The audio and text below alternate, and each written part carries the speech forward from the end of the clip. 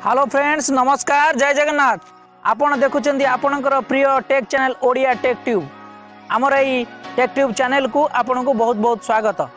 हाँ फ्रेंड्स, आज आपण माने थंबलाइन देखि जानि पारुथिबे मु आपण माने को पई की प्रकार हेल्पफुल वीडियो नै आस नुवा करी आम चैनल टी को देखुथिले तळे थिबा नाली सब्सक्राइब बटन को क्लिक करी पाखर आस्ता ऑल नोटिफिकेशन बेल टी को बजाई दियंतु। आमे एमती आपण को पई नुवा नुवा हेल्पफुल वीडियो नै आसीबु।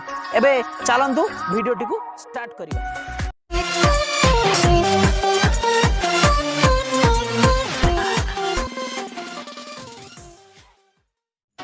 हाँ फ्रेंड्स, मु आज आपण मानक एक सुपर ट्रिक विषय कहबी जो ट्रिक टी कि आपण निजर नाम रे गोटे रिंगटोन बनै कि आपण मोबाइल रे सेटअप करि परिबे। आपण को सांग साथी माने आपण कहि